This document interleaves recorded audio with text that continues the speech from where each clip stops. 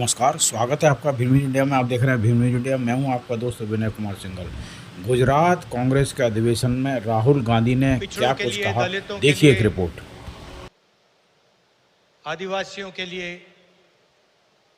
गरीब लोगों के लिए काम कर रहा हूं, वो सच है। मगर उन्होंने बात जोड़ी कि आने वाले समय में लोग मेरा नाम याद करेंगे। और जैसे ही ये शब्द उनके मुंह से निकले तो मुझे एक बात याद आई।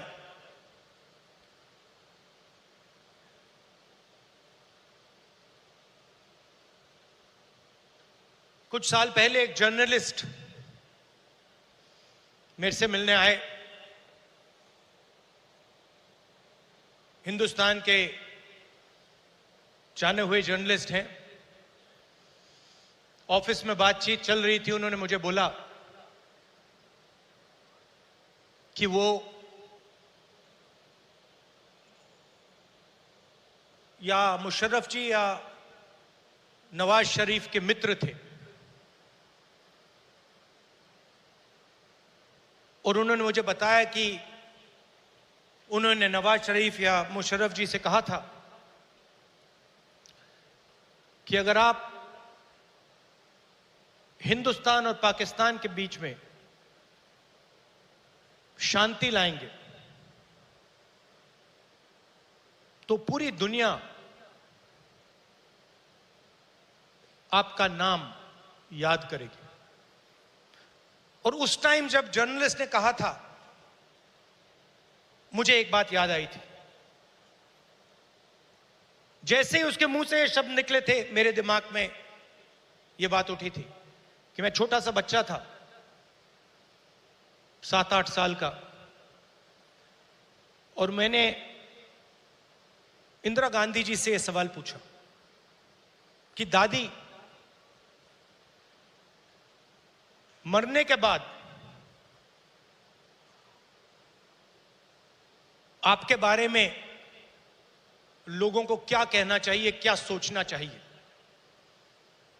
जानते हो इंदिरा गांधी जी ने क्या जवाब दिया, जो मुझे आज तक परफेक्ट जवाब लगा।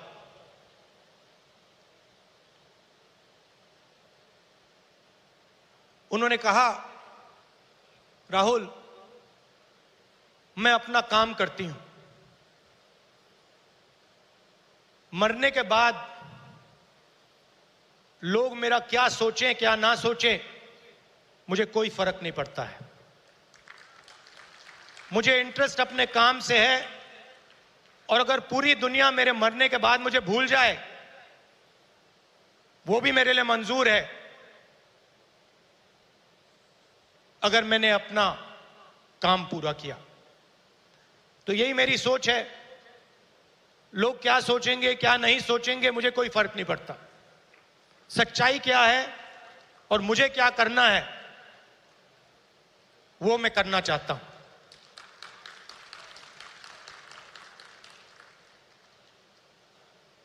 तेलंगाना में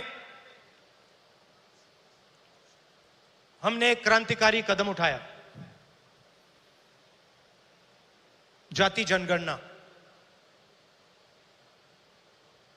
उससे कुछ महीने पहले मैंने पार्लियामेंट हाउस में भाषण दिया था। मोदी जी के सामने कहा कि मोदी जी, आप जाति जनगणना कराइए। देश को मालूम होना चाहिए इस देश में दलित कितने हैं,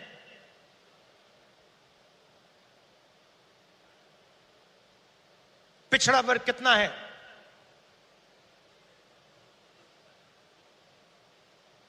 अति पिछड़ा कितना है, अति दलित कितने हैं, आदिवासी कितने हैं, माइनॉरिटीज कितने हैं, गरीब जनरल कास्ट के कितने लोग हैं।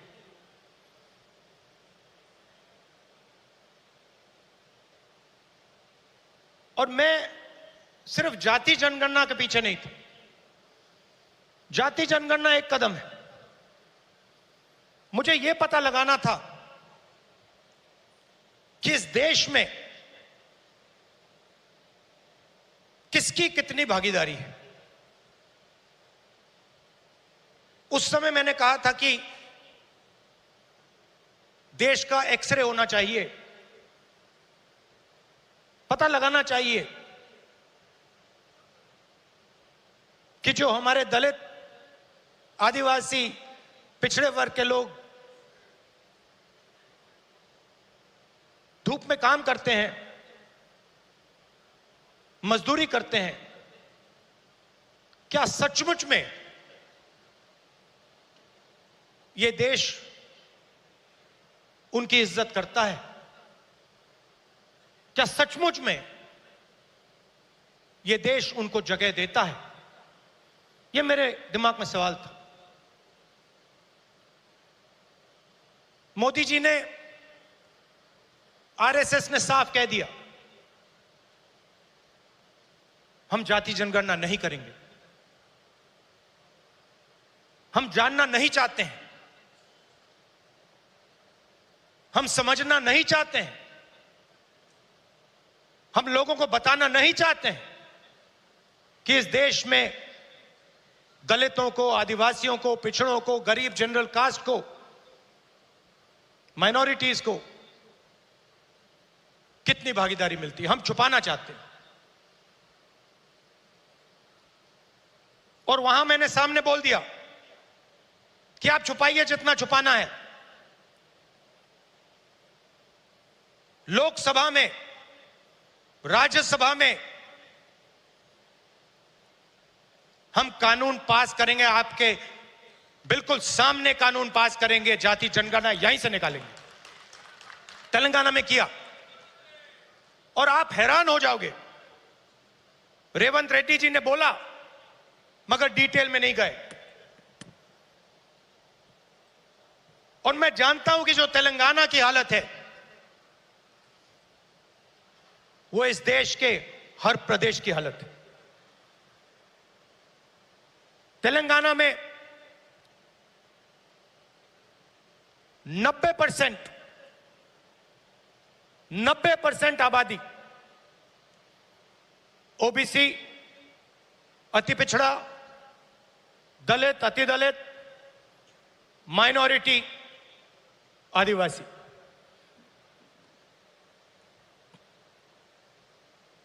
तेलंगाना का कॉर्पोरेट सेक्टर देखिए, मालिकों की लिस्ट, सीईओज की लिस्ट, सीनियर मैनेजमेंट की लिस्ट, 90% में से आपको एक व्यक्ति नहीं मिलेगा।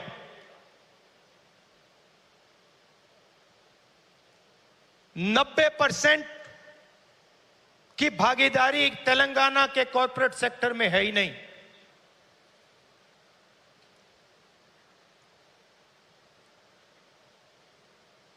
आजकल 21वीं सदी में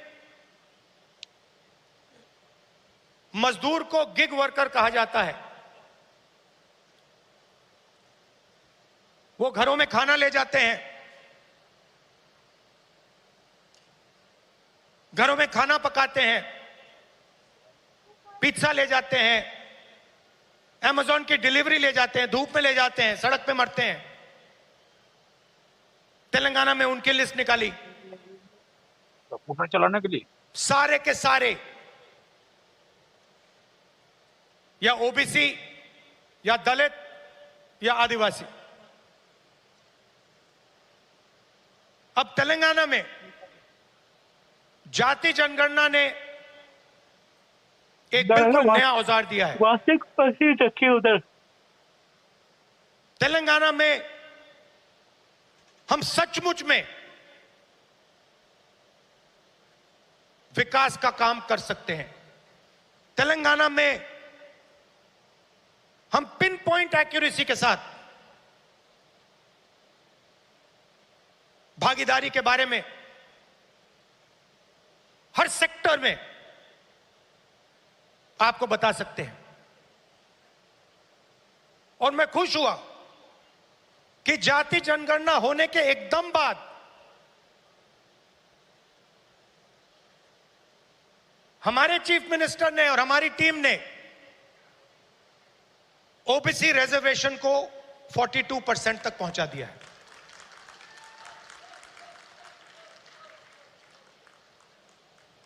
हम सुपर पावर की बात करते हैं, मगर जब धन की बात होती है, भागीदारी की बात होती है, कॉर्पोरेट इंडिया की बात होती है, चाहे प्राइवेट अस्पताल हो, प्राइवेट एजुकेशन सिस्टम हो, 90% उसमें है ही नहीं। मोदी जी 24 घंटा पिछले वर्ग की बात करते हैं, दलितों की बात करते हैं, आदिवासियों वनवासियों की बात करते हैं, वो उनको वनवासी कहते हैं। मगर जब उनकी भागीदारी का सवाल आता है, जब उनके पार्टिसिपेशन का सवाल आता है, तो बीजेपी के लोग बिल्कुल चुप हो जाते हैं। तो ये तेलंगाना ने एक क्रांतिकारी कदम उठाया है और पूरे देश को रास्ता दिखाया है। और मैं फिर से दोहरा के कह रहा हूं, इस स्टेज से आप सब के साथ कह रहा हूं कि 50% की जो दीवार है, इसको हम पूरे देश में तोड़ के परे कर देंगे। और जो शुरुआत हमने तेलंगाना में की है, वही हम दिल्ली में पूरे हिंदुस्तान के लिए करने जा रहे हैं। एससी एसटी सब प्लान की मैंने बात उठाई। क्रांतिकारी कानून लाए थे हम, इसको बीजेपी ने रद्द कर दिया है। एक के बाद एक हिंदुस्तान की सारी संस्थाओं पर यह आक्रमण कर रहे हैं। जहां भी आपको पहले दलितों को, पिछड़ों को, आदिवासियों को, गरीब जनरल कास्ट को जहां भी पहले जगह मिलती थी, वो सारे के सारे दरवाजे एक के बाद एक बंद कर रहे हैं। पहले हिंदुस्तान के हर जात के युवा सेना में जा सकते थे, पेंशन मिलती थी, शहीद का दर्जा मिलता था, एक्स सर्विसमैन स्टेटस मिलता था। उसमें सब लोग जा सकते थे, खत्म कर दिया। आज हमारी सरकार युवाओं को कहती है को ना पेंशन देंगे, ना शहीद का दर्जा देंगे। आपके साथ में जो लड़ रहा है उसको मिलेगा, मगर आपको नहीं मिलेगा। रास्ता किसके लिए बंद किया? गरीबों के लिए, गरीब जनरल कास्ट, दलित, पिछड़ा वर्ग, अति पिछड़ा वर्ग, आदिवासियों के लिए। पहले पब्लिक सेक्टर हुआ करता था, उसमें हर जात के लोग जा सकते थे। Steel authority India, BHEL, BSNL, HAL, ये आप सबको, पूरे देश के युवाओं को रोजगार देते थे, अपॉर्चुनिटी देते थे। एक के बाद एक इनको बंद किया जा रहा है।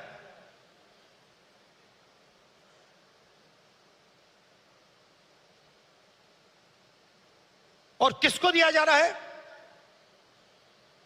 अदानी और अंबानी को। आप अदानी जी की कंपनी की लिस्ट निकालिए, मैनेजमेंट टीम की लिस्ट निकालिए, अंबानी जी की मैनेजमेंट टीम की लिस्ट निकालिए, बाकी कॉर्पोरेट्स की मैनेजमेंट लिस्ट निकालिए। आपको एक दलित, एक आदिवासी, एक पिछड़ा वर्ग का नहीं मिलेगा। तो 90% का कुछ बचा ही नहीं। 90% के लिए मजदूरी, बेरोजगारी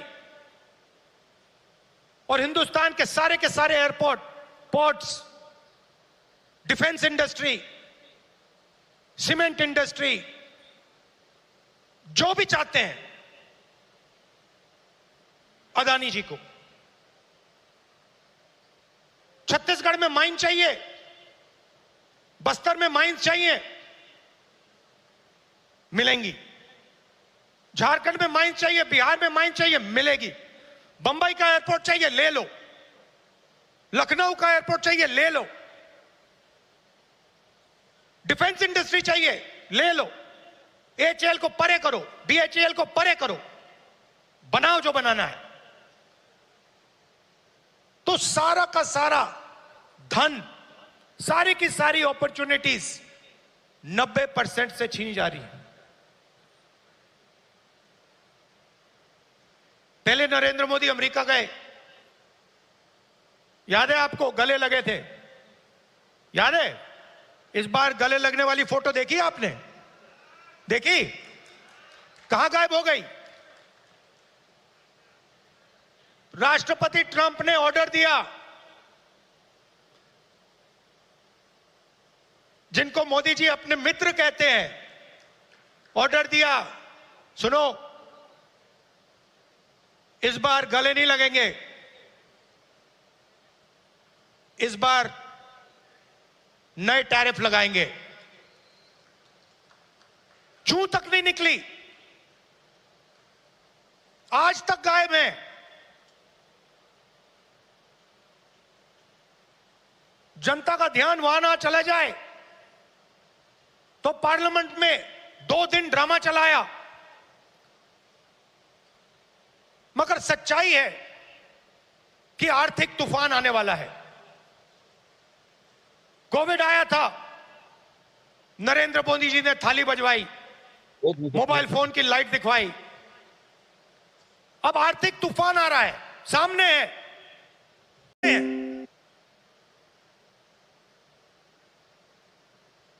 बांग्लादेश का राष्ट्रपति उल्टा बयान देता है और नरेंद्र मोदी जी उसके साथ बैठे हुए हैं, चुप, एक शब्द नहीं निकलता मुंह से। कहां गई 56 इंच की छाती?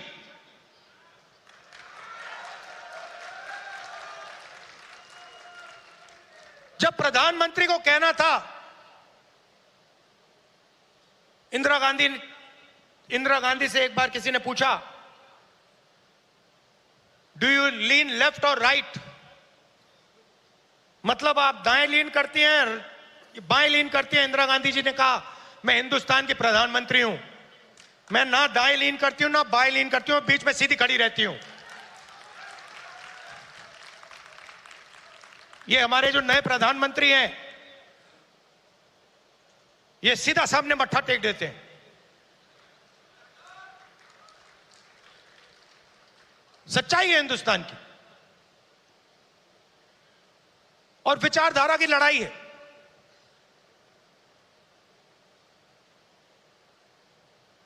आप लोग हो सेना, बब्बर शेर। किसी ने कहा राहुल गांधी भारत जोड़ो यात्रा में चला। मैं आपसे सवाल पूछना चाहता हूं, क्या आपके बिना राहुल गांधी भारत जोड़ो यात्रा में चल सकता था क्या? तो आपको कहना चाहिए, हम सब चले भारत यात्रा में और राहुल गांधी हमारे साथ चला था। आपकी शक्ति है, आपकी विचारधारा की शक्ति हमारी विचारधारा की शक्ति है, और देश आपको चाहता है। देश तंग आ गया है। आप देखना, बिहार के चुनाव में देखना, महाराष्ट्र के लोगों से पूछिए, आपको बताएंगे बीजेपी ने महाराष्ट्र में चुनाव कैसे जीता है। वो आपको बता देंगे किस प्रकार से जीता है। इलेक्शन कमीशन से हमने वोटर लिस्ट, महाराष्ट्र की वोटर लिस्ट हम पूछ पूछ के थक गए। आज तक इलेक्शन कमीशन हमें महाराष्ट्र की वोटर लिस्ट नहीं दे पा रहा है। यह सच्चाई है। मगर आने वाले समय में यहां पे बदलाव आने वाला है। लोगों का मूड दिख रहा है। तो विचारधारा की लड़ाई है, आपकी विचारधारा है, गांधी जी की विचारधारा है। क्या फर्क है इसमें और आरएसएस की विचारधारा में? सबसे पहले ये कॉन्स्टिट्यूशन जो है ये हमारी विचारधारा है।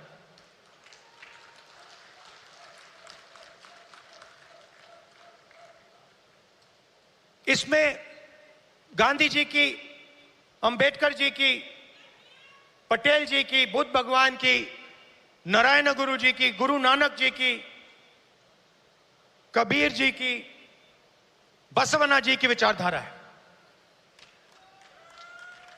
यह 70 साल पुराना डॉक्यूमेंट नहीं है, यह हजारों साल पुरानी सोच है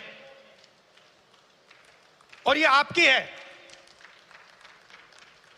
आपके खून, आपके पसीने ने, कांग्रेस पार्टी के खून, कांग्रेस पार्टी के पसीने ने यह कॉन्स्टिट्यूशन देश के साथ बनाया है और आज इस पर आक्रमण हो रहा है।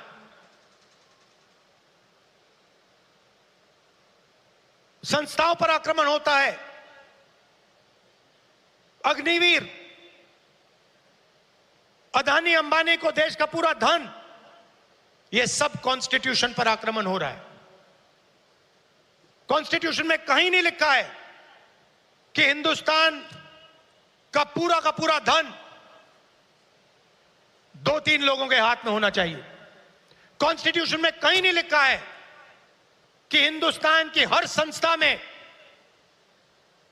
एक संगठन आरएसएस के लोग होने चाहिए। इस कॉन्स्टिट्यूशन में कहीं नहीं लिखा है कि हिंदुस्तान की सब यूनिवर्सिटीज के वाइस चांसलर आरएसएस के होने चाहिए। इस कॉन्स्टिट्यूशन में कहीं नहीं लिखा है कि हिंदुस्तान की दूसरी भाषाओं को, तमिल को, बंगाली को दबाया जाना चाहिए। कहीं नहीं लिखा है। मगर आरएसएस और बीजेपी रोज इस कॉन्स्टिट्यूशन पर आक्रमण कर रहे हैं और इनको सिर्फ कांग्रेस पार्टी रोक सकती है, बाकी पार्टियां नहीं रोक सकती हैं। आप देखना, क्योंकि यह विचारधारा की लड़ाई है। जिस पार्टी के पास विचारधारा नहीं है, क्लैरिटी नहीं है, वो बीजेपी, आरएसएस के सामने नहीं खड़ी हो सकती। जिस पार्टी के पास विचारधारा है वो ही आरएसएस और बीजेपी का मुकाबला कर सकती है और वो ही आरएसएस और बीजेपी को हराएगी। और आजादी से पहले एक बात याद रखिए, भूलिए मत, आजादी में हम सिर्फ अंग्रेजों से नहीं लड़े थे। हम अंग्रेज और आरएसएस की विचारधारा के खिलाफ लड़े थे। ये सारे जो आरएसएस के लोग हैं, इनकी विचारधारा फ्रीडम स्ट्रगल की विचारधारा नहीं है। जिस दिन कॉन्स्टिट्यूशन लागू हुआ था, जिस दिन यह किताब लिखी गई थी, उस दिन इस कॉन्स्टिट्यूशन के खिलाफ आरएसएस ने रामलीला मैदान में इस कॉन्स्टिट्यूशन को जलाया था। सालों के लिए इस कॉन्स्टिट्यूशन में लिखा है कि हमारे देश का जो झंडा है वो तिरंगा होगा। सालों के लिए आरएसएस ने तिरंगा को सलूट नहीं मारा था। यह सच है। आज जो भी कहें उनकी विचारधारा कॉन्स्टिट्यूशन के खिलाफ है। वो लोकतंत्र को खत्म करना चाहते हैं। वो हिंदुस्तान की सारी संस्थाओं को कंट्रोल करना चाहते हैं और अंबानी अदानी को हिंदुस्तान का पूरा धन पकड़ाना चाहते हैं। और हमारी विचार। आप देख रहे थे Bhim news India. Bhim news India को यूट्यूब पर सब्सक्राइब कीजिए, लाइक कीजिए, शेयर कीजिए, कमेंट्स कीजिए। अपडेट के लिए बेल आइकन का बटन दबाइए। भीम न्यूज़ इंडिया के फेसबुक पेज को भी आप फॉलो कर सकते हैं। न्यूज़ अपडेट के लिए बने रहिए हमारे साथ, देखते रहिए आपका अपना विश्वसनीय चैनल भीम न्यूज़ इंडिया। आपका बहुत बहुत धन्यवाद।